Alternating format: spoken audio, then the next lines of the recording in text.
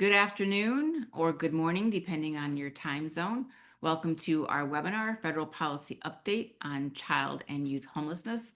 My name is Barbara Duffield, and I am the Executive Director of SchoolHouse Connection. On the next slide, just a little bit of general housekeeping. This webinar will last 1 hour. If you do have questions, and we expect that you will, please do type them into the Q&A box. That makes it much easier for us to track. Particularly with large webinars like this, we have almost 1,400 people registered, so we expect at least 700 people to attend. We do keep our eye on the chat box, but it's much easier for us to track questions if you type them into the Q&A box. We are recording the webinar. It will be available on SHC's website in the next day or two, as well as the PowerPoint. And as well as all the links in the PowerPoint. Those will be available as well, and we'll also put them in the chat box for you now. We do issue certificates for attendance, and as always, we encourage you to continue the conversation on SHC's community on Slack. So, without further ado, for those of you who are new to SchoolHouse Connection, just briefly, we are a national organization working to overcome homelessness from early childhood through higher education, working on federal policy, state policy. Most of our team is providing hands-on assistance to communities across the country, and we also have a youth leadership and scholarship program. Lots more on our website. We are thrilled once again to be co-presenting this webinar with the National Network for Youth, so I'll turn it over to Trinity for a brief intro. Hello, everyone. My name is Trinity Maddock, and I'm the Senior Policy Associate at National Network for Youth. We represent youth homelessness providers, as well as young people with lived expertise of homelessness from across the country, working together on federal policy and community strategies to prevent and end homelessness and human trafficking for youth, young adults, and young parent families. Thanks. So here is, on the next slide, is what we have on tap for today's webinar. This is our 6th federal policy webinar in 2025. You can, and 4 of them in partnership with the National Network for Youth. You can look back in the videos and you can literally watch us age over the past 6 or 7 months. There's been a lot happening. What we have on tap to talk about is, first, we want to talk about the status of fiscal year 2025 federal funding.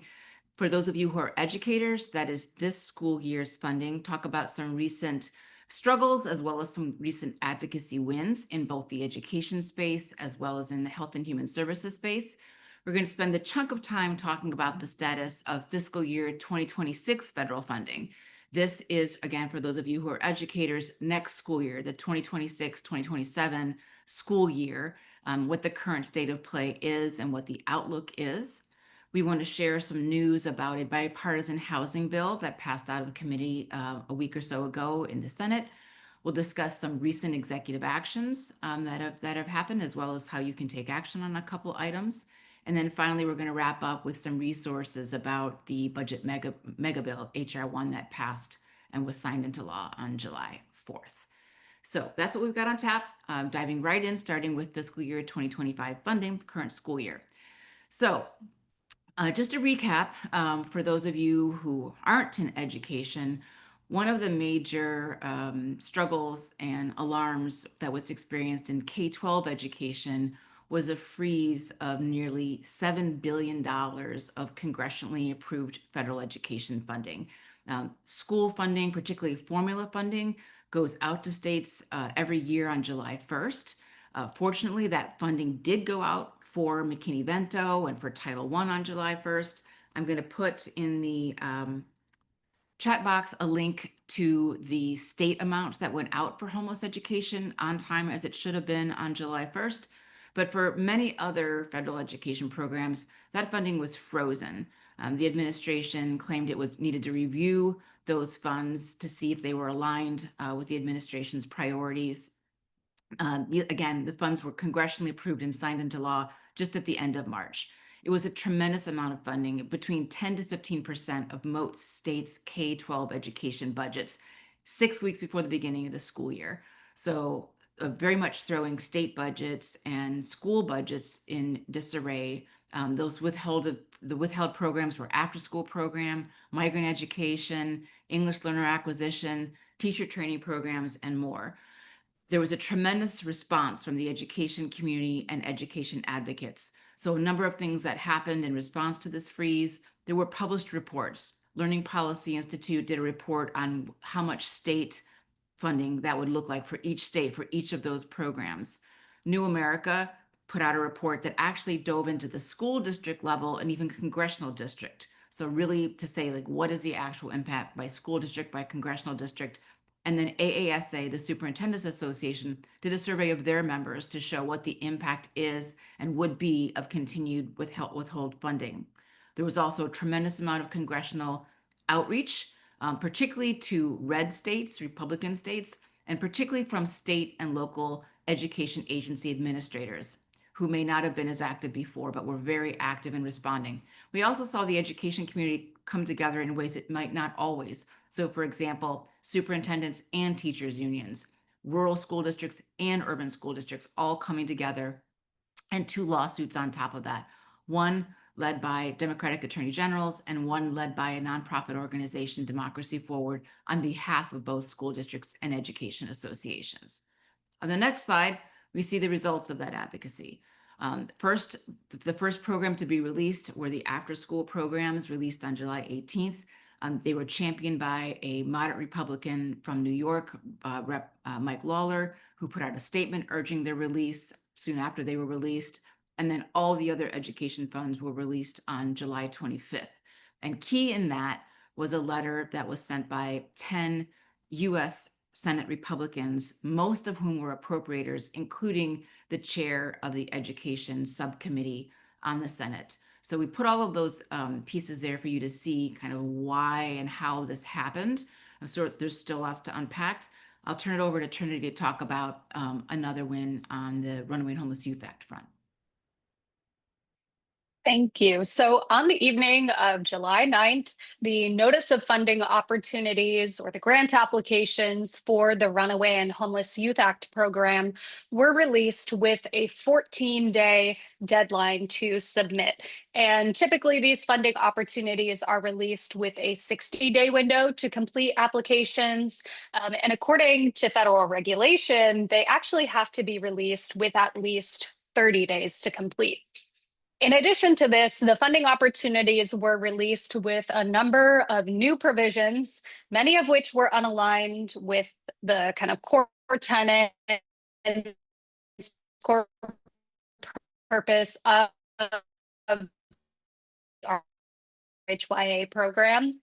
But 94 was collapsed into the other grant awards, and street outreach activities became a new requirement for transitional living programs.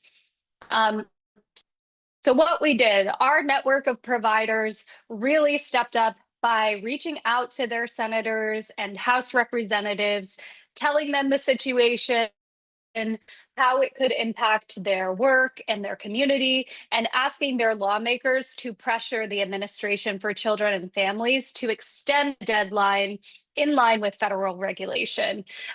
In this outreach, we raised our other concerns as well, but the deadline asked was clearly grounded in law and regulation. And it was particularly important that providers in red states mobilized around this because we did have a number of Republican senators end up reaching out directly to ACF. And of course, right now, Republican outreach is much more convincing than Democrat outreach. Another tool we used was media about the Notice of Funding Opportunity situation. And particularly important was that providers in red states were quoted or featured in these stories. So thanks to all of that hard work and the many, many emails that our providers sent to their representatives, ACF did extend the NOFO deadline by 5 days. They're still technically in violation of the 30 days, but I know providers were happy to get any extra time that they could. That strong constituent outreach also resulted in 2 letters sent directly to ACF leadership. The House letter was led by Representative Jimmy Panetta from California, and he was joined by over 50 other House members on that letter. And the Senate letter was led by Senators Susan Collins from Maine and Richard Durbin from Illinois, who decided to keep it between just the 2 of them, since they are the Senate leads on a bill that reauthorizes and updates the RHYA program. So the release of the education funding and the extension of the RHYA application deadline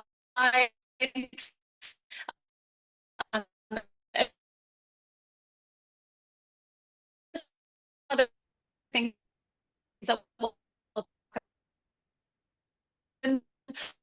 see wins that many of you proud to ever really celebrate these wins. But of course,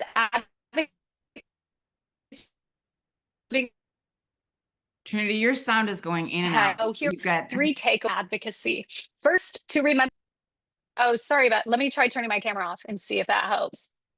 Does this sound a little better? Just interrupt me again if it isn't. it sounds better. If you could repeat, that would be great. Yeah, of course. So here we just wanted to take some time to highlight 3 takeaways from this amazing advocacy for the education funding and the Runaway and Homeless Youth Act grant applications. First, remembering that advocacy does work. Sometimes it takes a long time, a very long time. Sometimes you just get a little piece of what you want and you still have to work for the rest. But advocacy does work through coordination, collaboration, and very importantly through persistence, actions and support. But we're just trying to, and very importantly, that they know their constituents care about this issue. The second takeaway is that bipartisan support, is always important, but especially right now, we really need to keep members of the majority party engaged and supportive. So of course, the Republicans right now are in power, majorities in the House and Senate, and of course the presidency. So you can see that Republican support was absolutely key to the education funding and RHYA applications. So our collective advocacy really needs to continue focusing on ensuring that members of the Republican Party understand why youth homelessness programs are important to their states and to their districts and to their constituents. And then the final critical piece, these advocacy wins can't without constituent engagement. Trinity, it's breaking up again. So I'll just and care about these that we know about and you're breaking up, but Trinity. Trinity, you're breaking up. I'm interrupting. I don't know if you could even hear. You're breaking up again. No worries. Maybe just for now, if you just advance to the next slide. I think the point Trinity was making is just how important that constituent engagement is. Okay. I think we may have lost Trinity. So TJ, can you share your screen while we're waiting for Trinity to rejoin? If not, I will do mine. Yes, I'm trying to do that now. Always technical adventures with as many Zooms as we do. So if you could just hang tight for a second. But again, the point that Trinity was, there she's back. The point she was just making was just how important the advocacy is, particularly in red states from constituents. So I want to make a broader point next on the next slide. Just hold for just 1 second.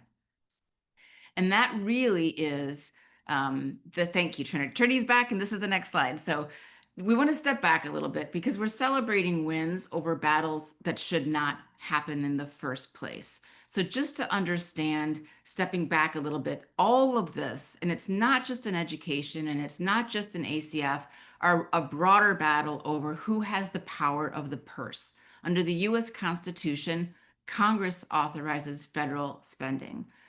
But what we're seeing right now is that the executive branch, whether it's OMB, whether it's the White House, or whether it's the federal agency, are really staking out control. So this is the struggle that's playing out again, whether it's NIH funding or many other areas of who actually has that control over the power of the purse. We see in the Senate that there are increasingly letters sent by Senate Republicans taking public stances, asking for funding to be released. And the House of Representatives, it's more behind the scenes.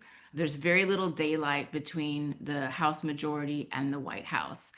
All of this has very significant implications for future federal funding. And all of this is playing out right now in terms of what's going to happen when Congress comes back for federal funds. But we just wanted to sort of call out this much larger tension that we're seeing in the current environment that isn't about any specific issue, but it's rather who controls federal funding. And with that, we will move on to talk about the next section, which is our fiscal year 2026 appropriations. And again, for those of you who are educators, this would be for the 2026-2027 school year. And I will turn it, I believe, back over to Trinity pending her sound. If not, let's give it a try, Trinity. And if it doesn't work, I'll just step in if that's okay. Yes, I really apologize, everyone. I'm going to keep my camera off just in case that helps. But Barbara, can you hear me okay right now? Yep, so far you're coming in Okay. okay. Okay. Wonderful. All right. So fiscal year 2026 appropriations, just starting with where Congress is in that funding process as of now. So again, kind of brief overview, the House and Senate have to each release their versions of appropriations bills proposing next fiscal year's funding levels. And then they have to negotiate and agree on final bills, final spending levels. They have to do all of this by September 30th. Or the government shuts down, but typically they pass a continuing resolution, which is a temporary spending bill to buy themselves some more time to negotiate. So in that process right now, the House and Senate have each released most of their appropriations bills, and when they return from August recess, they will finish the rest of their bills and begin those final negotiations. Both the House and Senate have passed their funding proposals for the Department of Housing and Urban Development. Their proposals are quite different, as we'll talk about in a minute. And only the Senate has passed their funding proposal for the Departments of Education and Health and Human Services. The House will continue working on their bill after August recess. And again, it will likely be different from the Senate's bill. Important to note that the Senate has been working in a very bipartisan manner, meaning the bills they have released have been supported by both Democrats and Republicans. Only one of their bills was kind of more or less split along party lines. The House, on the other hand, is not working in a bipartisan manner, and support for their appropriations bills have been split down party lines in general, with Democrats voting no and Republicans voting yes. And then finally, just to reiterate that all the funding proposals we're about to talk about in this section are not final. Congress has a long and difficult and probably dramatic negotiation ahead. So there will be plenty of advocacy opportunities as that process kicks off again in September. All right, so first an overview of the two different proposals for HUD programs that impact youth and families experiencing homelessness. As you can see, they are not the same. So there's going to be a lot of things that the House and Senate are going to have to negotiate just in this kind of small snapshot of the larger bill. So there are three things I wanted to highlight. The first is that neither the House nor the Senate took up the Trump administration's proposal to dismantle the Continuum of Care program. In fact, both the House and the Senate recommended an increase in funding to the Continuum of Care program. However, and this brings me to my second point, the House bill proposes increasing COC funding by $107 million. That $107 million comes from their additional proposal to rescind or take back all the fiscal year 2025 funding that was allocated for new youth homelessness demonstration projects and youth homelessness system and improvement grant projects. So really on the House side, the increase to the COC funding isn't exactly a win for youth advocates, since again, that increase comes from taking money away from youth programs. Even further, the House bill did not dedicate any fiscal year 2026 funding to new YHDP or YESI projects.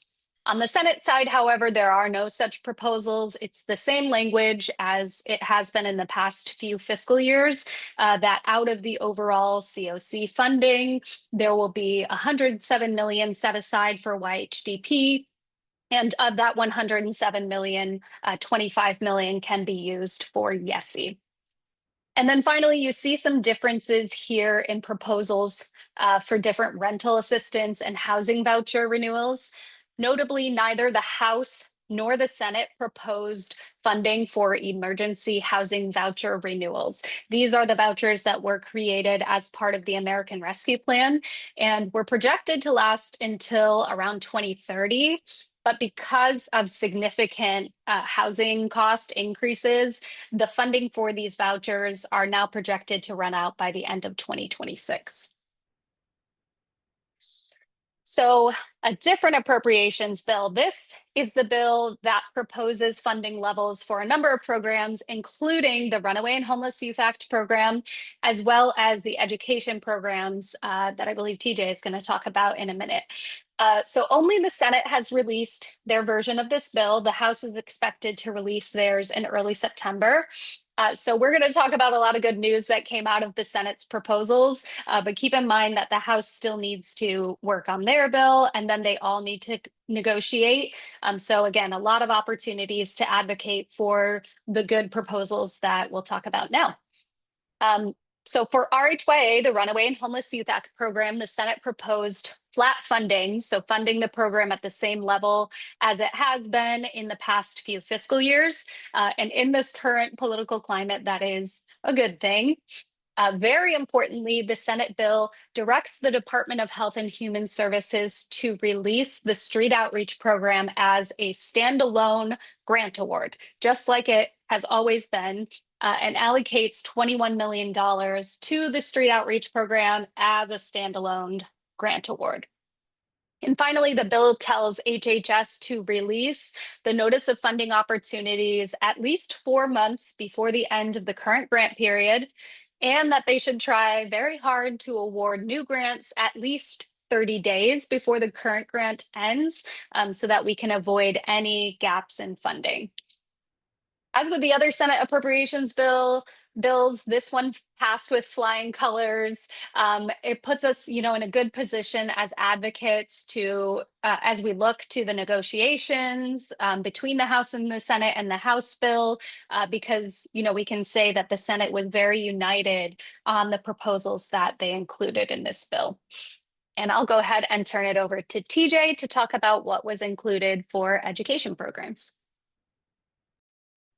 Thanks so much, Trinity. My name is TJ Lucas, and I'm the Senior Manager of Federal Policy at SchoolHouse Connection. It's so lovely to be with all of you today, and I am going to be talking about the education portion of the funding process.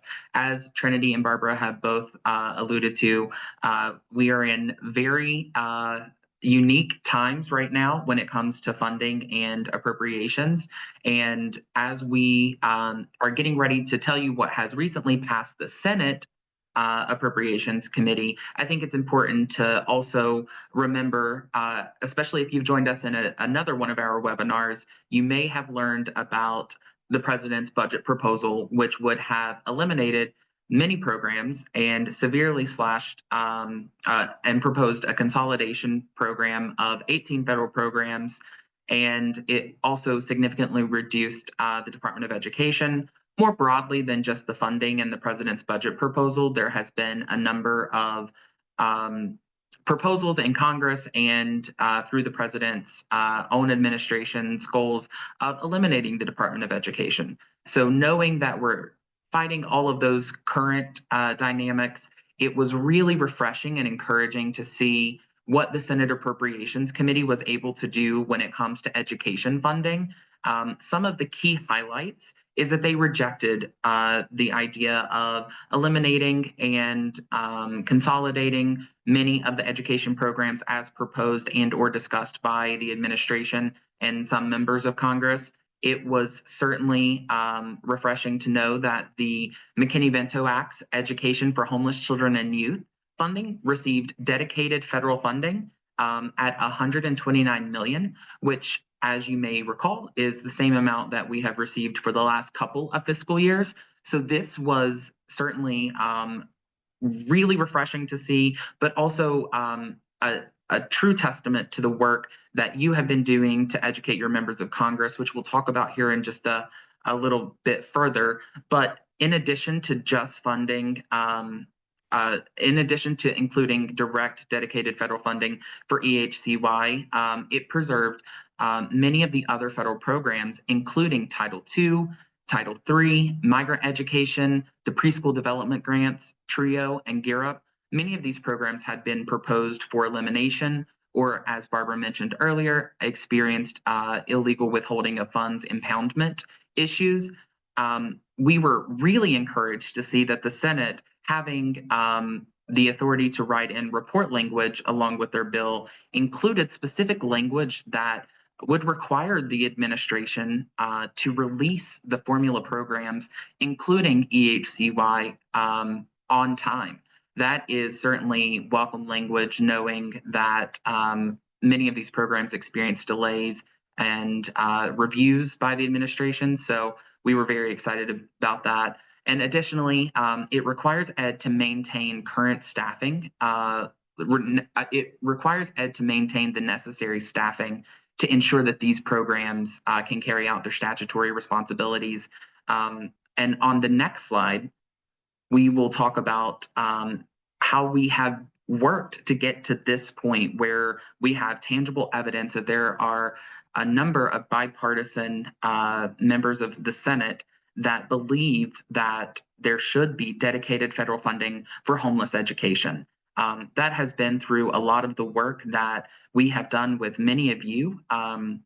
We have been specifically targeting members of the Appropriations Committee in both chambers, the House and the Senate. And knowing that Republicans have a majority of the members and control the legislative process for those chambers, we have really primarily been focused on finding and identifying homeless liaisons in Republican districts and or states and connecting them with their member of Congress just to update them on all of the information that you see on a day-to-day basis, right? As you serve children and youth experiencing homelessness, there's oftentimes data collected. There's a number of unique services that you're able to provide in your local communities, and just being able to share that work directly with the people that are working to fund this program at a federal level has really paid dividends. And specifically, when we are having these conversations, it's oftentimes the first time that a staffer or a member of Congress's office has even heard of the McKinney-Vento Act or the dedicated federal funding for children, youth, and families experiencing homelessness.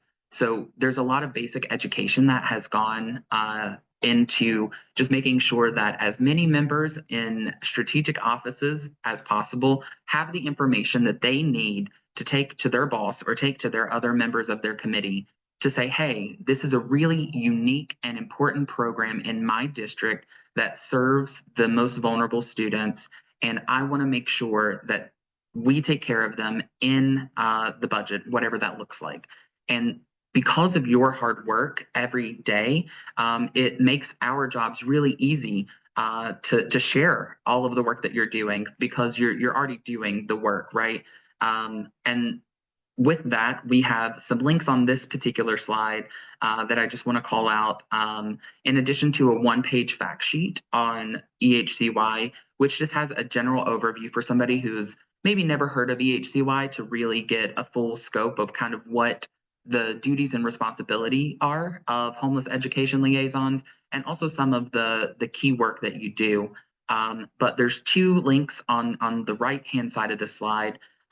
One is a Brookings Institute article that talks about budget cuts threatening federal protections for homeless students, and the other is a 50-state analysis resource that SchoolHouse Connection has put together that really shows that if for some, unforeseen, if for whatever reason the McKinney-Vento Act is no longer funded, that homeless students, their protections are going to be removed in just about every state. So it has more information about which states have which protections for which students. So we encourage you in the links to check that out and reach out to us if you have any questions. On the next slide.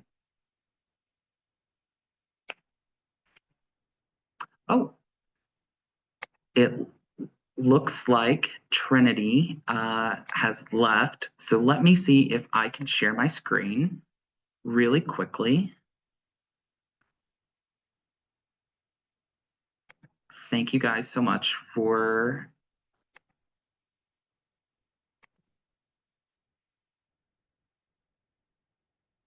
let me do the slideshow.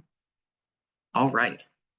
So specifically within the education budget, they also were able to, that also included funding for key programs that fund early childhood and education programs, such as the Child Care Development Block Grant.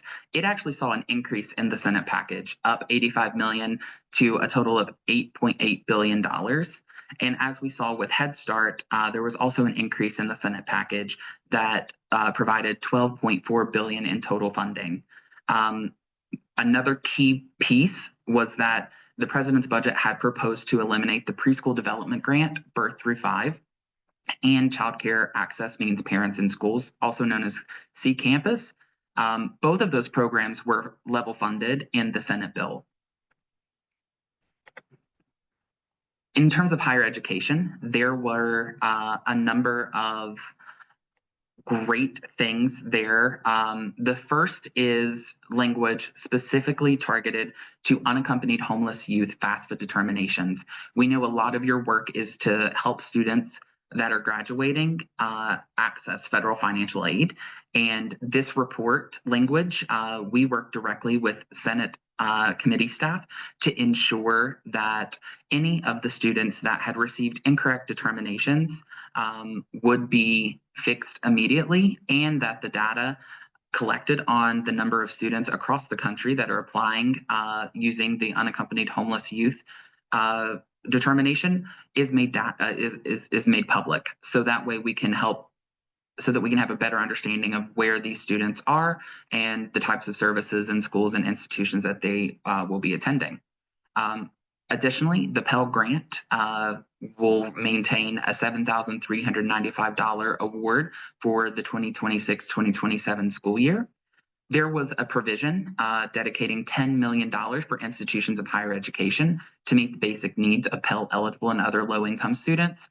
And key programs such as TRIO, Gear Up, Federal Work Study, and the Federal Supplemental Education Opportunity Grant were maintained and continued to receive funding, unlike the president's budget, which had initially proposed to eliminate those. So on this next slide, I know that we've been throwing a lot of information at you about what's specifically in the housing funding bill and then the education and health and human services funding bill. The key point that we want to have you know at leaving this is that this is just some of the steps that have been taken throughout a very long multi-stepped process. At the end of the fiscal year, we have until September 30th in this current fiscal year. On October 1 begins the new fiscal year. So between now and September 30th, Congress must finalize these bills. The House Appropriations Committee is planning to mark up their Health and Human Services, Education, and Department of Labor bill. And then there will be some negotiation between the two chambers to finalize a package that can then hopefully pass both House and Senate and make it to the president's desk to be signed. While we are super encouraged about what the Senate has been doing in a bipartisan way, there's a ton of work to be done and a ton of education that needs to occur specifically in the House. And that's where we need your help. And so given the short time frame, during the month of August, many members, and I'll mention this a little later, many members are during the August recess are back in their districts. And this is a perfect opportunity to meet them locally and in person to share about the work that you're doing and just ask them if they have any questions or if they need any support, so that when they come back to DC, they have all the information that they need, that they're ready and prepared to vote to ensure that homeless education funding receives the necessary support to maintain that funding for the next fiscal year. We will likely have a continuing resolution, as Trinity had mentioned earlier, beginning on October 1st, and that will run until members of Congress are able to come together on some sort of long-term funding package. Next up, we're shifting gears from appropriations to some legislative updates. One is the Senate Banking, Housing, and Urban Affairs Committee recently put together a bipartisan housing package that was pretty comprehensive. It is called the Renewing Opportunity and the American Dream, also an acronym for ROAD to Housing Act. This was the first major bipartisan legislation to advance in more than a decade. I think they said it was about 17 years.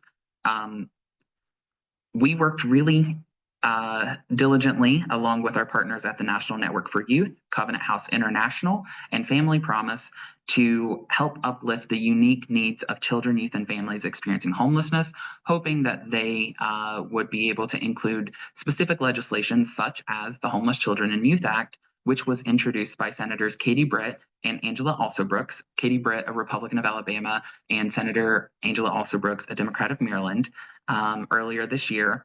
Unfortunately, that piece of legislation was not included in the final package. We were excited to see that the Senate recognizes there is a housing affordability crisis and that there needs to be increases to the housing supply, and that there is some major improvements that are needed for programs serving individuals experiencing homelessness. We will continue to work to ensure that the unique needs of children, youth, and families are uplifted in these conversations. One other missed opportunity was the Bipartisan Family Stability and Opportunity Vouchers Act, which will soon be reintroduced by Senators Chris Van Hollen, a Democrat of Maryland, and Todd Young, a Republican of Indiana. They introduced this in the last Congress and are expected to introduce it again in the new Congress. For those of you who may not be as familiar with the Homeless Children and Youth Act, it is a bipartisan piece of legislation that has been introduced in the last several Congresses. And its goal is to ensure that children, youth, and families who are currently excluded from many of the HUD definition programs are also eligible to receive services. Specifically, what it does is it aligns all of the federal definitions of homelessness and ensures that any individual that is determined to be homeless under any of the federal definitions also have access to the HUD homeless assistance programs. It requires HUD to score applications primarily on whether they are cost effective in meeting the priorities and goals that the local community identifies in their local plans. And it would also improve the HUD homeless assistance data and transparency, specifically by incorporating federal data that is already collected by like the Department of Education in all of the numbers that you all work to report annually, so that we can get a full comprehensive picture of what the actual scope of homelessness is in this country, which will then allow us to better understand what solutions are needed to ensure that our federal policymakers can respond to. With that, I will now turn it over to Trinity. to talk about some of the executive orders. Hi, everyone. Again, thank you for hanging in there while my internet betrays me in real time.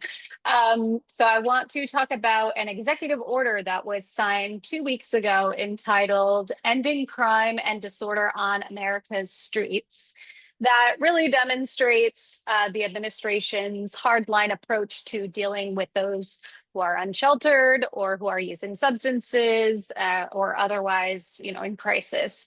So the executive order includes prioritizing federal funding for communities who keep unsheltered individuals off the streets, out of sight, for communities that clear encampments, prohibit loitering, all of that.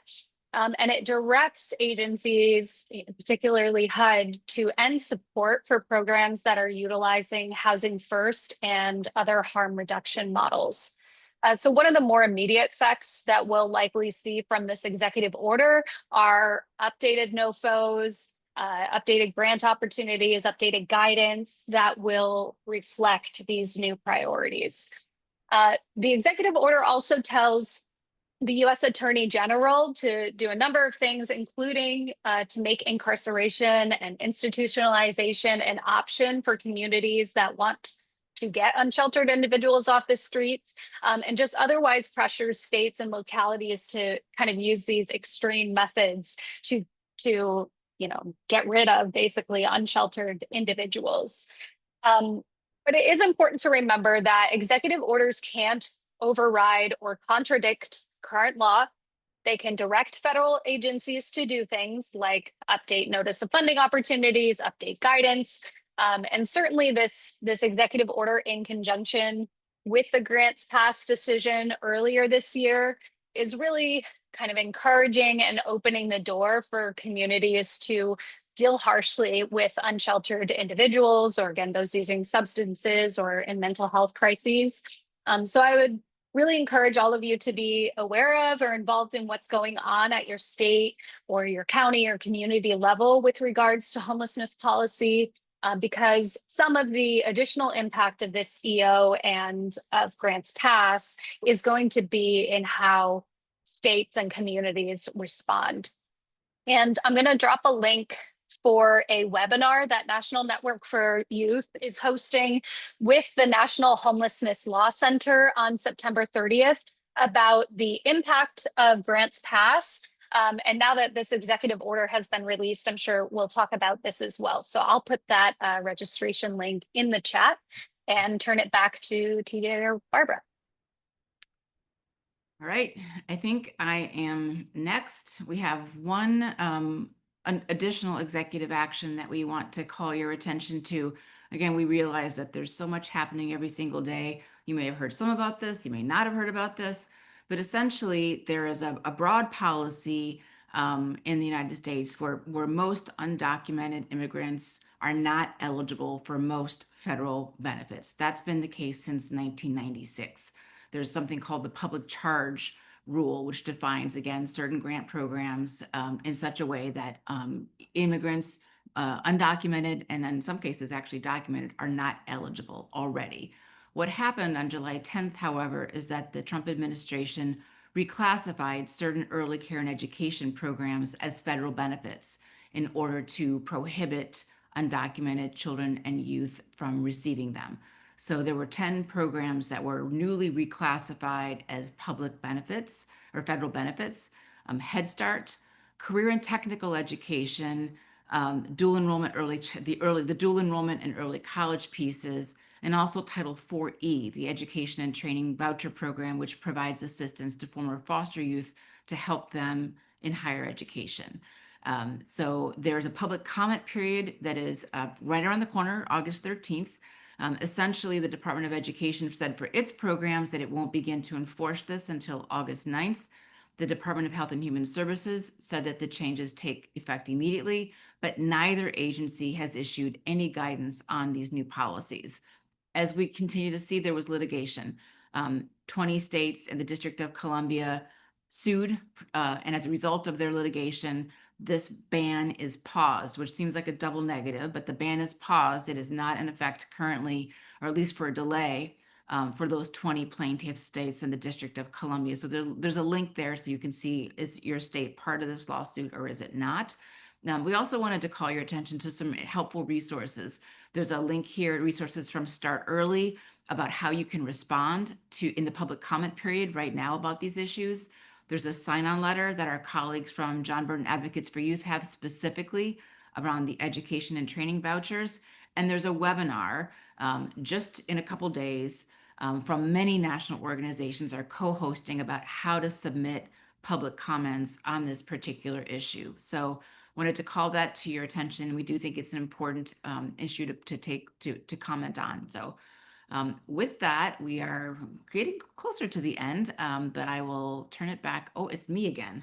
Okay, so we knew this would happen, which is that we would run out of time given everything that's happening. So rather than go into great detail about the massive legislation that passed on July 1st and that was signed on July 4th, we wanted to just provide you with some additional resources.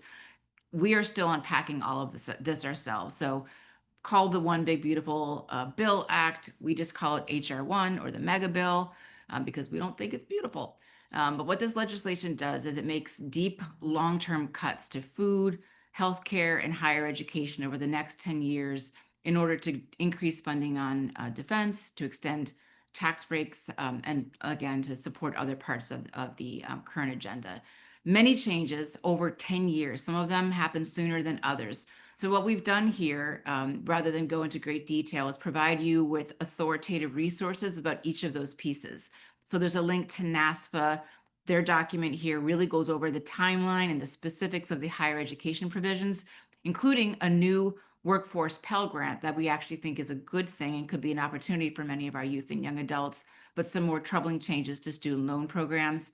We link to FRAC to understand the changes to the Supplemental Nutrition Assistance Program, those SNAP changes. A great Ed Week article, actually, we thought was a great article to explain what are the changes on Medicaid and SNAP, what's that impact on public schools, and then 2 articles about a newly created federal school voucher program that states have to choose whether or not they're going to opt into. So it's not going to have the same impact nationally. And then lastly, a resource from the Center on Budget and Policy Priorities that goes over the timeline for most of those provisions. Our organizations will put out a summary from the lens of child, youth, and family homelessness, but it's a lot to digest. Some of the biggest impacts are indirect, and some of the biggest impacts happen in 2028 after the midterm elections, when we see states will be asked to pay more of a greater share for food and when other Medicaid changes occur. So keeping an eye on state actions is going to be more important than ever because states will have a role to either mitigate or actually make things even worse. So again, we know that the funding, the current fiscal year funding issues were top of mind. So we didn't want to, again, it's very complicated, but we wanted to provide some resources to begin to unpack this for yourselves. And then again, expect a more succinct summary that will maybe be more relevant for those of you working with child, youth, and families experiencing homelessness in the future. With that, I think I turn it back over. Oh, now we're time for questions and discussion. So we've been answering quite a few questions in the Q&A pan. So there's a question here. Would you say that it would be likely that McKinney-Vento may not receiving funding for 2026? We don't have a crystal ball, but actually right now I feel quite confident that Congress will either fund McKinney-Vento or, because of a continuing resolution, McKinney-Vento funding will continue. So our outlook around federal funding for McKinney-Vento is definitely better than it was a couple months ago. Obviously, we still need to advocate, but I think, again, I think reading the tea leaves as best as we can right now, Congress looks to fund it, and it just depends on what happens in this last couple of months. But I think that's the most I can say for that. And let's see, would grants under the new federal benefits new concept jeopardize or undocumented students from receiving supports at school? So Plyler versus Doe is still the law of the land. Undocumented students still have a right to attend and receive public education in the United States. The changes to the public charge rule are for early childhood education and for the parts of career and technical education that are more like higher education, early college, and dual enrollment. but it does walk right up to that line. So as of right now, again, Plyler versus Doe is still the law of the land. Undocumented K-12 students still have a right to go to school, and if they're homeless, they're still protected under McKinney-Vento.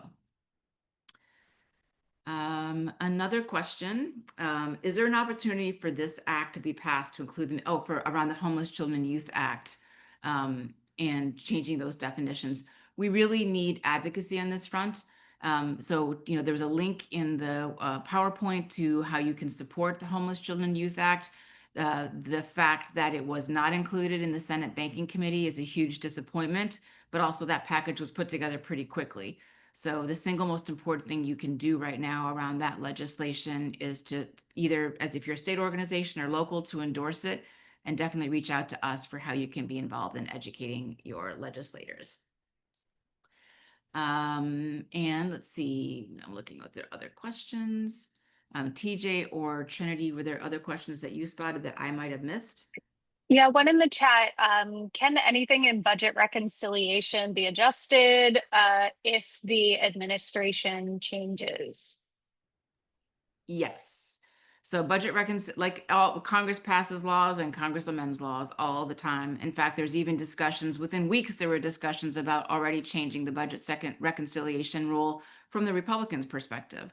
So yes, there can be changes to budget reconciliation, and certainly there will be more likely to be changes if there's a change in the outcome of who controls the House of Representatives or who controls the Senate. It would probably take a change in both. But yes, those laws can be, what can be done can be undone. Other things that I may have missed? If not, we'll keep answering in the chat. Again, did TJ or Trinity, if you didn't see, oh, TJ's coming back on. So we'll finish up with a couple reminders on advocacy, and then we have some new resources to share with you as well. All right, thanks, Barbara. Of course, we can't, tell you all of this work that is being done in Congress and through the administrative process without letting you know how you can have an impact. Some misconceptions that people often think is that I need to be a policy wonk or I need to have like a really granular level of understanding. And we just want to let you know that that is a myth. That is not true. In fact, you are the experts in the jobs that you do every day, and that is the type of information that needs to be conveyed to members of Congress so that they have an understanding of the unique needs of children, youth experiencing homelessness in their districts and the services that are needed for them. And so what we would love to see is you reach out to us so that we can help connect you with your member of Congress. I know that I've been reaching out to many of you, in particular strategic districts, to set up those meetings, and we'll continue to do so. But we just want to let you know that there are opportunities for you to be involved. However, you may not feel comfortable or you may not have permission depending on the role. And so we invite you to think of other partners that could help elevate the needs of the children and youth that you serve in your communities, whether that be a community-based partner, local coalitions or foundations, or maybe even a faith-based organization. Those entities tend to have a little more flexibility in what they can advocate for and the information that they can share with policymakers. So if you know of a particular organization or entity that you send a lot of families to get services, maybe ask them if they would be willing to help uplift the unique needs of children and youth experiencing homelessness with their members of Congress. That would certainly be something that we would be happy to help facilitate as well. Additionally, NN4Y has a wonderful in-district advocacy tool. And essentially what you see on this slide here are some upcoming opportunities to engage your members of Congress in person. The August 4 through 29, September 22, and November 10 dates are times when the vast majority of congressional leaders will be back in their districts. A lot of times they'll be doing tours of particular businesses or meeting with local constituents and stakeholder groups. So if you would like to set up a few minutes to meet with your member of Congress in your community, please reach out to us and we'd be happy to help you facilitate that. And then also noting that NN4Y has a legislator lookup so that you can find your member of Congress there. Additionally, we have a number of resources as things are rapidly evolving, sometimes by the hour. SchoolHouse Connection has been doing a live tracking of major events. And what we do is just try to provide you a brief blurb about what is going on and a link to a resource that you can learn more information about it. That is also being updated a little on our federal policy page. And then NN4Y has the latest blog post that they do, an action center, and a way to stay up to date on their newsletters there. On this screen, you'll see a list of several SchoolHouse Connection webinars that are going to be happening over the course of the fall. There is a unique link for each of the webinars to register. We hope that you will register for all of these wonderful programs just to provide you additional support and resources to meet the unique needs of students experiencing homelessness. On the next page here is the webinar that the National Network for Youth is partnering with the National Homeless Law Center to help you understand what is happening after grants pass. Here are 3 resources that SchoolHouse Connection has put together just to help you either educate your state and local education agencies, community partners, and advocates, why protecting EHCY is important, and then a fast fact sheet that is really helpful for anybody, particularly others in your administration or in your local school districts that need to understand a little bit more about the work that you're doing. These are really helpful one-page, easy to digest informations. And then here is another this is how you can join the National Network for Youth. And here is a vital document hotline that is operated by the National Network for Youth in partnership with Baker McKenzie. And finally, if you're on social media, we would love for you to connect with us at the following ways, whether that be Facebook or X, Blue Sky. And then we do have a Slack community where you can sign up and just have conversations on the daily with other folks that are doing your job throughout the country, as well as anyone from the SchoolHouse Connection team. And we invite you to use the QR code here to sign up for our newsletters. I will invite Barbara or Trinity to offer any last words. Just to say thanks, everyone. We'll keep doing this. We're averaging about 1 every 6 weeks. If there's something, if we get critical mass with enough things happening, we'll offer other ones to continue to try to provide the most up-to-date information. We appreciate your partnership. We appreciate your advocacy. So thanks very much, and we'll see you soon. Bye.